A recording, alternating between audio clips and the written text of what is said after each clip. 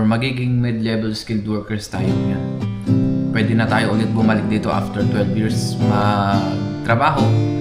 Pero meron pa rin tayong kontrata na every 3 years.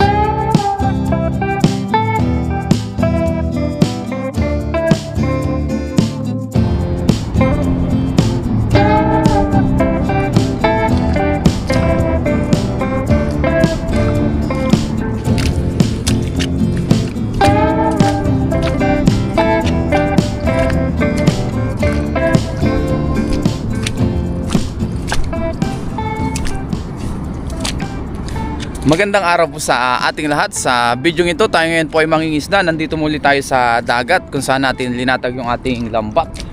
Ngayon po ay maaga tayo. Ang oras pala natin ngayon ay alas 6 na po ng umaga o 6:03 na po ng umaga. Biyaya po ngayon ay mahina po ang hangin. Yan, kita naman sa windmill. Mahina po yung ikot nya, mabagal. Ibig sabihin mahina po ngayon ang hangin. At ang buwan ngayon ay bilugan pa rin.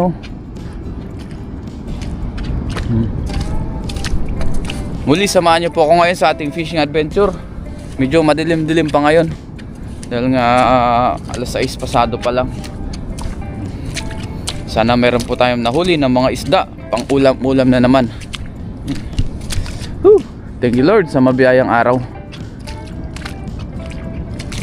At sa mga bago pala nating mga viewers, ito po yung ginagawa nating fishing adventure tuwing day off natin. Tamang-tama ngayon ay day off natin. Ay naglatag po tayo pala kahapon pagkalabas natin sa trabaho. Ngayon po natin pandawin maaga dahil po ang high tide ay madaling araw po, alauna po ng madaling araw. Kaya tinatiming natin na nilalatag pagka low tide. Pag dito pagka high tide, sobrang taas po dito ng tubig hanggang dun sa dulo. Kaya maganda po dito. Ayun yung lambat natin na isa. Ito yung isa. Tignan na natin, medyo maputik na yun, pero yung ilalim niya buhangin. Mababaw lang yung putik niya, siguro galing yan sa ibang lugar, sa mga bundok. Gawa nga ng kahapon yata yung umulan. Yan. Ito na yung ating lambat, so unahin natin dito. Tingnan natin kung may huli. Yun, walang huli.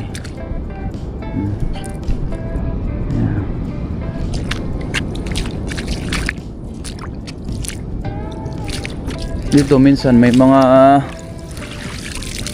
sumasabit na tawag dyan, blue crab. Yeah, mamaya na lang po natin tanggalin yung ating basura. Tingnan muna natin. May huli itong malaki nating lambat. Ito po yung malaking lambat natin, malaking butas, ibig kong sabihin.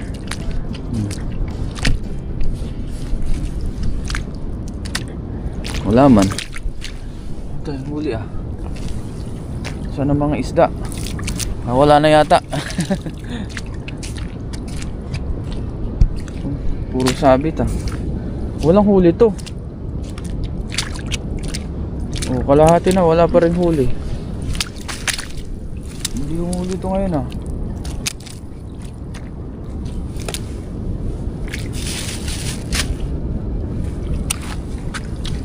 Wala siyang huli ngayon. Wala tayo nakikita may mga huli doon. Ingat-angat ko lang guys para baka may crabs. Wala. Ang daming basura Yan ang hindi maiwasan dito, yung basura. Pag mga ganitong sa gilid ng dagat napupunta, nasa sala ng lambat natin yung mga basura, mga plastic.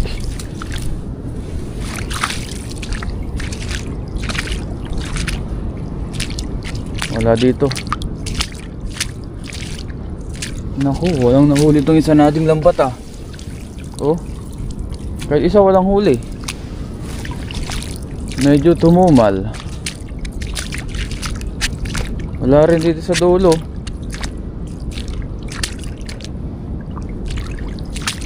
Wala pong nahuli itong isa. Ito namang isa. Ito yung pangalawang lambat natin. Mas maliit po ang butas nito. iangat-angat natin dito. Baka merong ayan, mamaya na po natin tanggalin yan, yung mga basura pag liniligpit na po natin yung lambat. Ayan. Tiyagaan lang talaga, minsan may tumal, minsan maraming huli. Yun yung talaga sa pangingisda. Eto, meron na tayo nakitang isa. Yan o, alakaak. Alakaak. Gamit tayo ngayon ng tripod. Yun, buhay pa ito. Natunog pa. Masarap po itong alakaak na ito. Ang prito-prito, pang sigang. Yan. Sa ibang lugar po, iba-iba ang tawag ng isda. Pero ito, alakaak pong tawag sa Katalagalogan.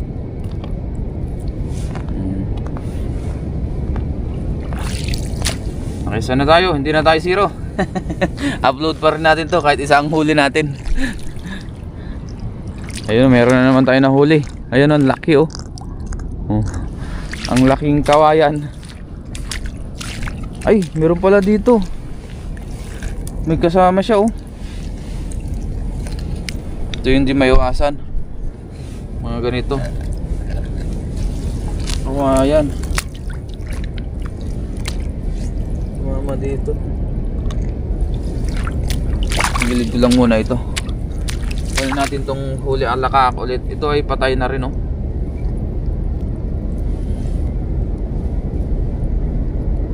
Patay na ang alakaak.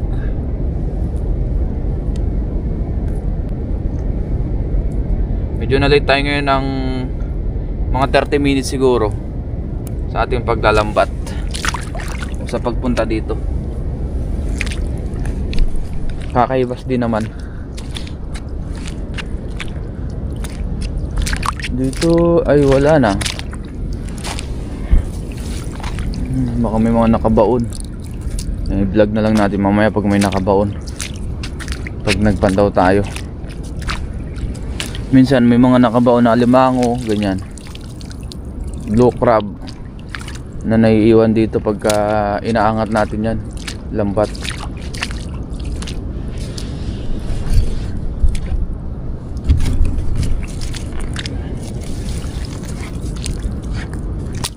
Biyaya pa rin, meron tayong huling dalawa.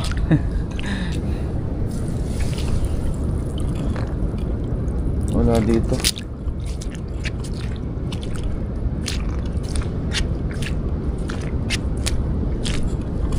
Wala na dito. Wala na masyadong isda. Tumumal na.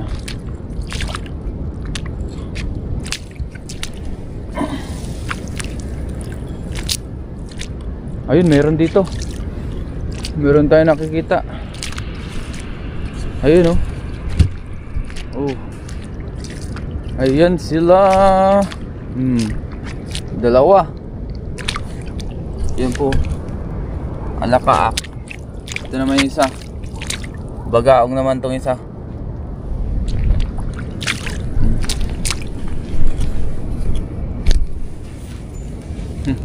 Biyaya pa, nakahuli pa rin tayo. Iyan na, uy. Ano pa magpatanggal? Alakaak. Lakas pa rin ah. Ito, bagaong naman. Iyan ang bagaong.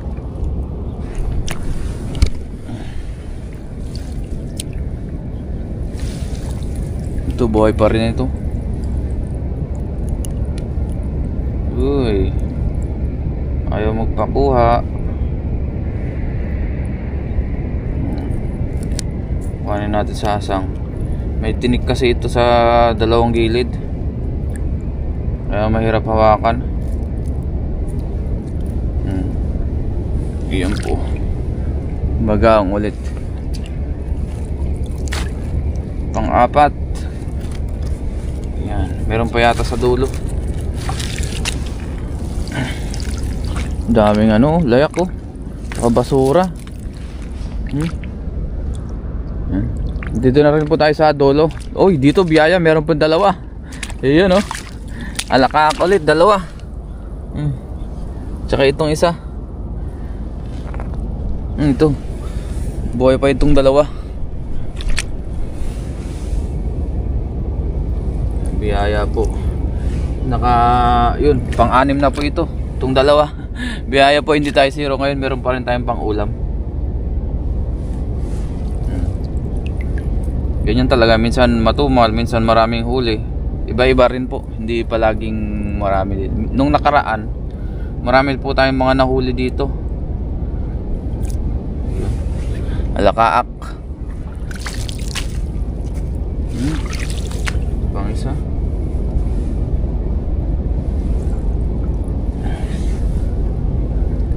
Wala masyadong pahangin-hangin ngayon. Tapos bilugan po ang buwan.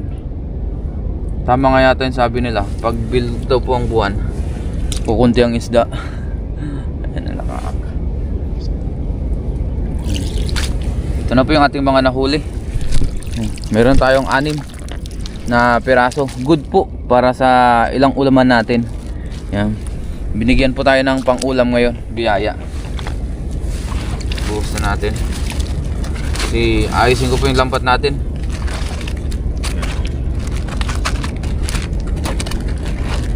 Yun yung ating mga nahuli. 2, 4, 6, tama. Meron tayong huling isang pugaong tsaka 5 alakaak. Diba? Ayos na yan. Pang ulam-ulam. Oops. Uy, napalag yung paggaong.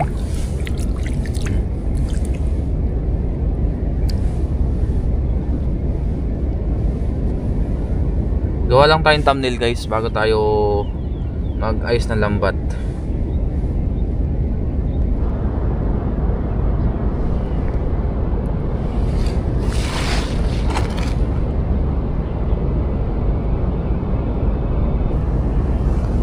Ng thumbnail.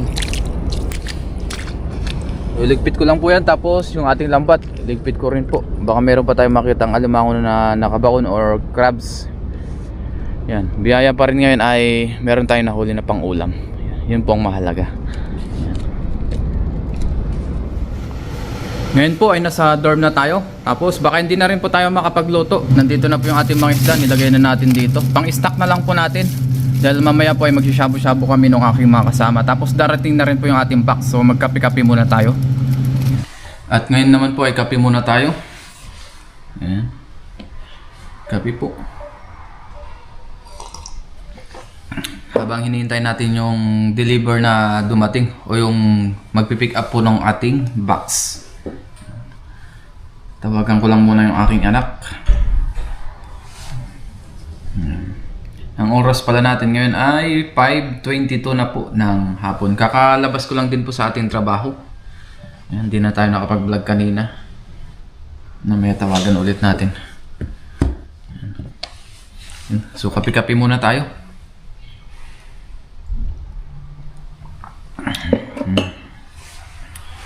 Yan yung mga gamit natin ay kailangan na nating ipauna dun sa Pilipinas. Yan. Yung iba po doon ay talagang pinag-ipunan natin ng matagal para mabili natin. Yan. At sa mga hindi po nakakalam, tayo pala ay 11 years na po dito sa Taiwan. At ang limit lang po dito ng isang OFW or factory worker po na blue collar ay hanggang 12 years lang po. Yan.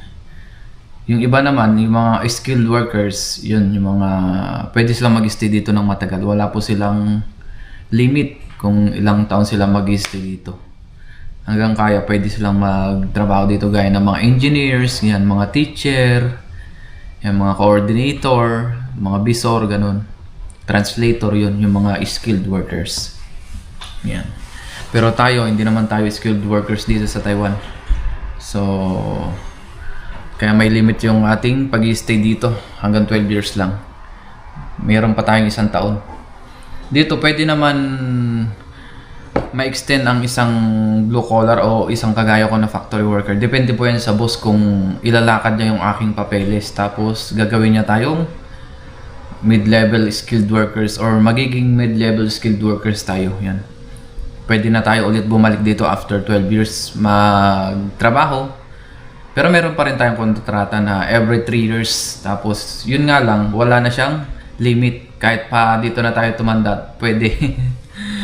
Basta maging skilled workers tayo o tinatawag natin na mid-level skilled workers. Yan. After 12 years. Kung i-apply ni boss. Pero madalang po yan dito kasi nga, malaki na po yung sahod nun. Tataas na. Kaya yung ibang mga employer, mas pinipili po nilang mag-hire na lang po ng bago. Dahil nga, syempre, mas mababa ang sahod, tapos hindi na sila gagastos sa processing.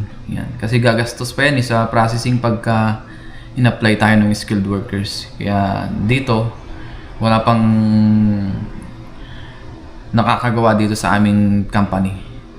Yan. Ako naman, kami po yung mga unang Filipino workers dito sa pinagtatrabahuan natin na company. Ito po ay family business kasi guys, kaya biyaya, nakaabot tayo ng 11 years dito, magto 12 years na tayo. So, malapit na tayong graduate. Yan. 1 taon na lang, graduate na tayo. Yan. Makapag for good na rin tayo sa Pilipinas. Yan. Kaya pala ako natingin-tingin doon guys, para at least hindi ako maduling. Kasi pag nakatutok ako sa video, parang naduduling yung mata ko. Medyo malabo na rin yung mata natin, medyo masakit. Lalong-lalo na at medyo mayroon siyang LED dito sa harapan, merong screen na nakakasilaw. Yan. Kaya natingin-tingin tayo doon pagka tayo nag-intro or pag nagsasalita tayo. Kape po muna tayo, kwentuhan muna tayo. At dito nga pala sa Taiwan, every year din ay nataas po ang sweldo ng isang factory worker. Yan. Ngayon ay I think 1K ang dinadagdag every year. At sa mga nagbabalak na mag-apply dito sa Taiwan or magtrabaho, ituloy nyo lang po. Huwag po kayong mawawala ng pag-asa. Especially sa mga nag-apply dyan sa Manila, sa mga pabalik-balik na requirements, yan, mga kailangan, ang daming requirements. Tagayin po natin. Kasi pagdating naman dito, mapapalitan naman yung mga ginastos natin or yung hirap natin. Yan. Kasi ako, bilang isang dumaan din dyan, na experience din natin, talagang mahirap mag-apply, mahirap mag-asikaso, gawa ng pabalik-balik ko sa Manila, sa requirements, kukuha ka. Pero nung nandito naman na tayo, maluwag na, maaluwan na. Yan, nasubukan rin natin, nagkautang-utang tayo dahil nga, syempre wala tayong budget pa noon. Yan, biyaya po ay nalampasan natin yun. So kung nalampasan namin, mga factory workers dito sa Taiwan, kaya nyo rin po. So huwag tayong mawawala ng pag-asa. Minsan hindi tayo nasa-select, nabibigo tayo sa pag-apply, tuloy-tuloy lang natin yan. Yan. Malay naman natin sa susunod na mga bigla tayong tawagan, di ba, ng agency. Tapos for final interview na tayo or for interview, di ba? Kaya tiyagaan lang. Dito po sa Taiwan, maganda naman ang mga benefits base sa ating mga na-experience. Kaya ayos. Sa sahod naman po ay maganda rin naman po. Yan. Kung ikukumpara natin sa mga sinasahod natin sa atin dyan sa Pinas, yan, malayong mas mataas po dito. Kaya go po. Yan. Mag-apply lang tayo. Dito naman po ay maganda ang health insurance. Yan. Maganda po ang mga benefits. Pag kami mga sakit tayo, pwede tayong pumunta dun sa hospital o sa clinic, magpa-check up. Dalhin lang natin yung ating health card, yun. 50% agad ang nababawas sa imbis na babayaran natin. So, yun po ang kagandahan. Napapakwento na tuloy tayo habang naghihintay. Dami nating kwento. Yan. At maraming salamat po sa inyong patuloy na suporta sa ating ginagawang fishing adventure. Yung ginagawa po natin na fishing adventure, kahit na mag-isa-isa natin, nandyan pa rin kayo. Natutuwa po ako sa mga comment ninyo, sa mga suggestions, yan. Sa mga silent viewers natin, alam ko naman na maraming hindi nagko-comment pero nanonood pa rin sa atin. Maraming salamat po sa inyo. So, na-appreciate ko po yung pag-suporta nyo sa atin. Ito naman ginagawa natin na fishing adventure. Talagang parang pag may time lang po talaga tayo. Kumbaga, yung oras natin ay limitado. Kaya yung mga nagagawa nating video, minsan hindi quality. Minsan yung bara-bara na lang, yung madalian ba, yung mabilisan. Kahit sa pagluluto, minsan medyo mabilisan na dahil na nagutom na or may hinahabol tayong oras. Pero ganun pa man, na-appreciate ko pa rin kayo kasi nandyan pa rin kayo patuloy na nanonood. Simula noon hanggang ngayon, I think, na tayo 5 years na tayong nagbablog dito sa Taiwan. Kaya maraming salamat po kasi nandyan pa rin kayo. Yan. Thank you. Sobrang na-appreciate ko po yung inyong pagsuporta sa atin sa ginagawa nating fishing adventure. Yan. Thank you po. Kape tayo. Yan. Medyo mahaba na yata yung ating pagkukwento. Tawagan ko lang muna yung ating mag-ina. So habang hinintay natin yung ayan na, nag-ring na. Yeah. Where is Ellery? Ba, naka-lipstick ka pa.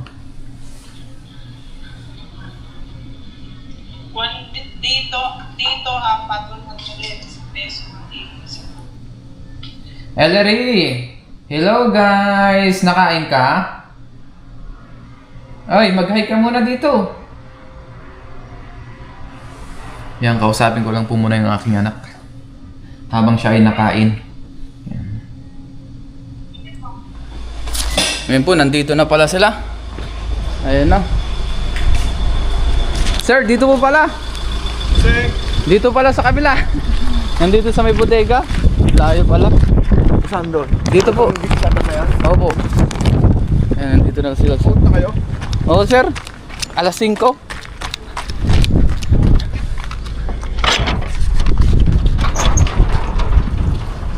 Yan, madilim na oh. Yan, yan po. Yan na yung ating...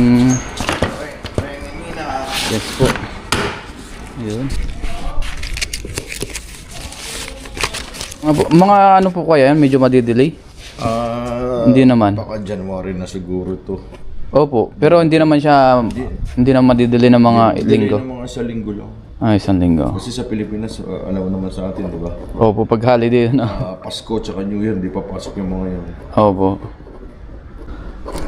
Kaya nga mo inaga. Na isang buwan, magiging isang buwan, 1 week gano'n. Opo. Expect din ba? Pero may mag-OT naman siguro sa atin.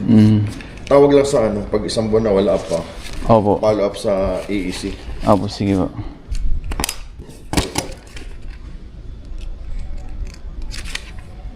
Kato na sir. Ito. 1.8.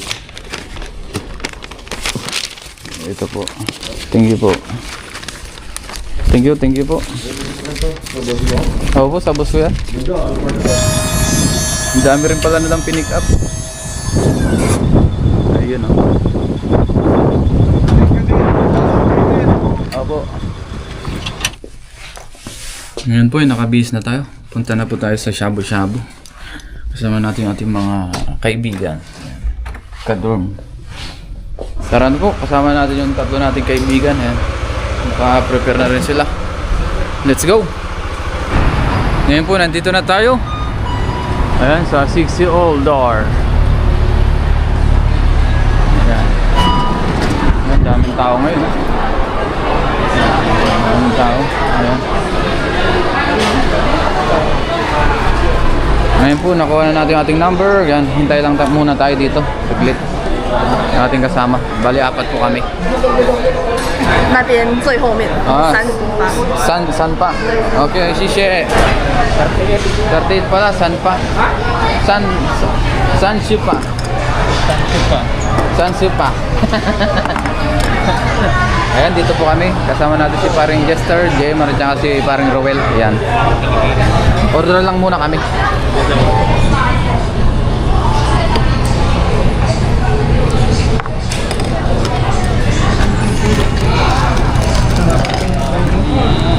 Ngayon po, naka-order na kami. Yan, yung ating pagkain. May extra rice tayo dyan. Kain muna kami. Kain lang tayo.